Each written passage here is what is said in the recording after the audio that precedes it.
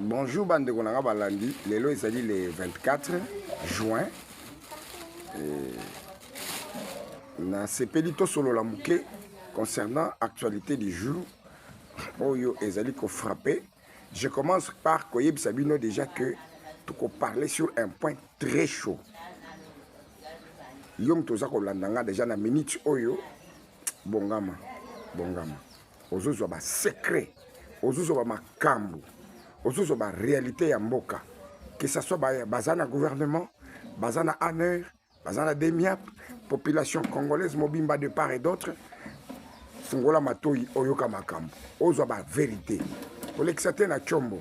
Une fois na ipsa bino soko landi au monikeza et longi artiste Youssouf Kalonji. Kolexate parce que yeba des le qu'on a rattrapé mut oyo ba vérité linge bima.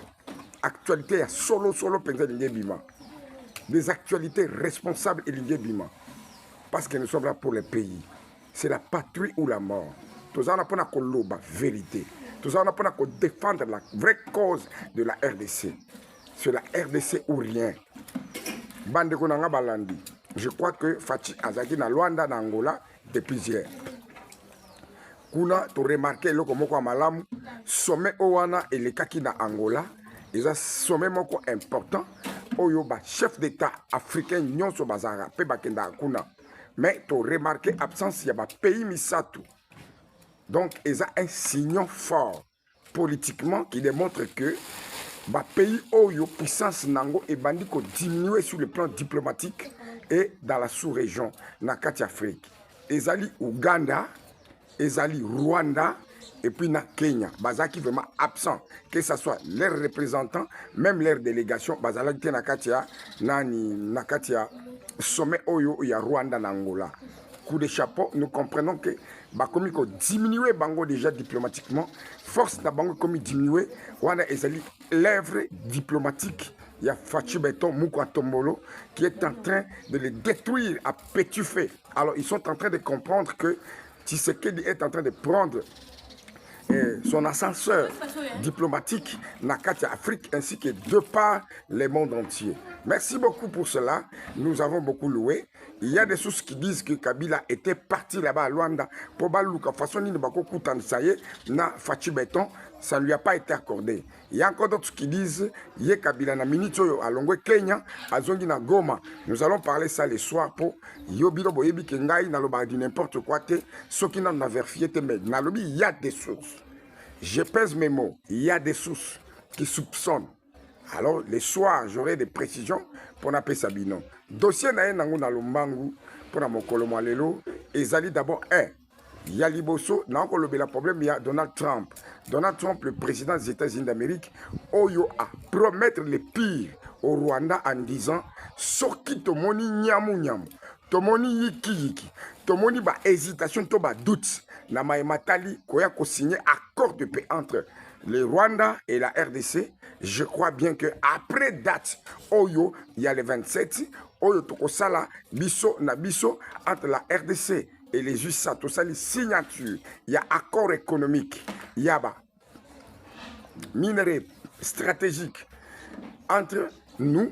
À ce moment-là après il y aura maintenant possibilité que les États-Unis ça la descente sur terrain, c'est-à-dire côté à est et Sika occupé par nos envahisseurs, occupé par le rebelle Joseph Kabila ainsi que leur agglomération, il y a Nanga, Paul Kagame et les autres. À ce moment, ils vont prendre des responsabilités. Les pires viendront. Il promet les pires, c'est-à-dire Mabe et Kokota contre Rwanda et les États-Unis d'Amérique. Wana, j'en passe. Et un message fort oyo Donald Trump a pessi. Bandeko, nazako regretté, nazako kamwa. Jusqu'à ça, nous les politiciens congolais, tokozala toujours les ignorants dans la politique.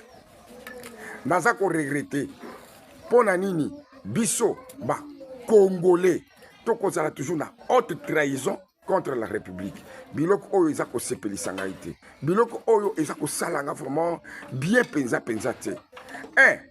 Ngai nazali parmi muto liboso tango bino bato présidence de la République boyambaka type oyo comme on est déjà ça m'échappe oyo ayaka ke azali envoyé spécial à Donald Trump.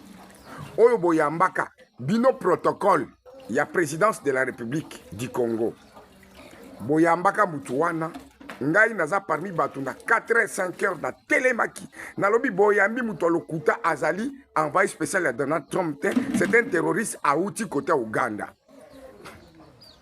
Est-ce que vous vous rappelez encore une fois de plus? Namonaki ba communicateur ebele babengaki ngai na ba téléphone, oh Youssouf Kalonji artiste biloko lobi wana on peut t'arrêter. Qui va m'arrêter? Qui va m'arrêter? Parce que la constitution me donne les pleins pouvoirs. Yako dénoncer, yako loba. Encore dans un mabe na katiamboka. Que ce soit la NER, que ce soit la DGM, que ce soit la présidence, que ce soit le gouvernement, que ce soit n'importe où, j'ai les pleins droits et la liberté de m'exprimer. Est-ce que vous allez opprimer ma liberté? Tango ngana sisi koloba ko dévoiler que mutu wana azali mutu ya lokuta c'est mafieux.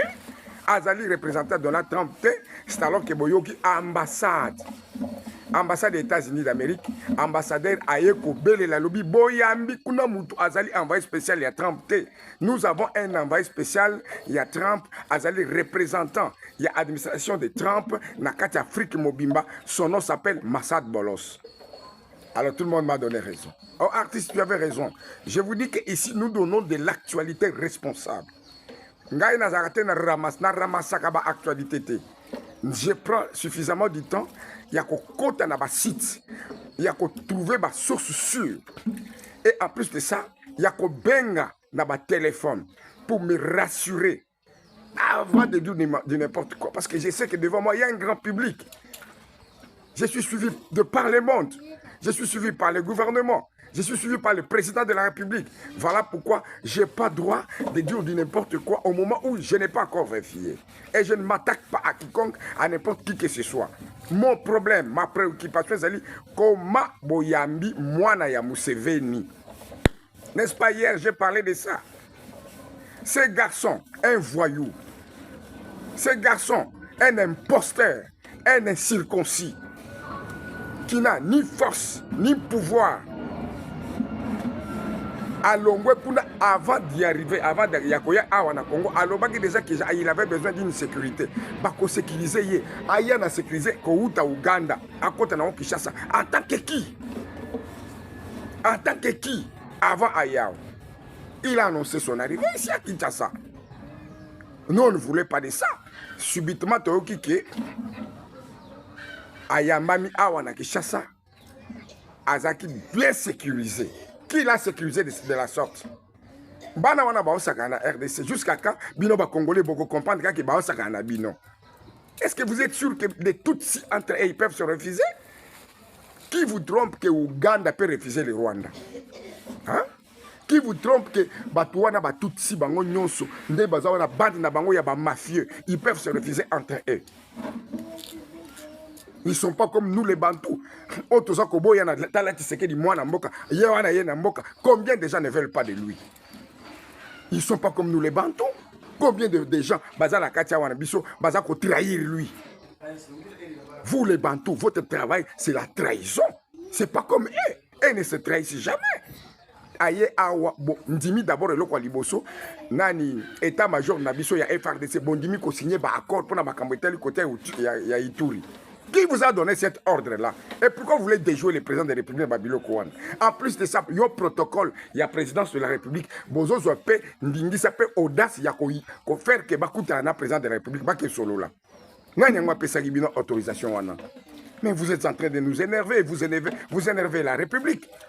Hein? Protocole, il y a présidence de la République, il y a Tshisekedi. Il y a directeur, il y a présidence de la République, il y a Tshisekedi. Pour la nini erreur car moko bosa ko reprendre tous les mêmes erreurs. Boyamba ke pourquoi? Talasko boyambi awana honneur, bo signer bako 48 heures ya pamba komi kuna epana bango na Uganda abandi ko s'attaquer contre les Wazalendo. Ils savent que ba Wazalendo ndem to baza ko empêcher ba activité na bango nyonso. Joseph Kabila, Paul Kagame et tous les M23 ba meki côté wana. Pour ba kota Kisangani, Uvira, donc ba côté nyonso wana bazo kokate. Ils savent que Lubo Yanga Chamazali wana, ils viennent pour s'attaquer. Nous disons NON. Et puis nous demandons à l'urgence bokata ba relation avec le Ouganda et puis bo bebisa contrat wana to accord wana. Ça je le dis à haute voix et je mets la nation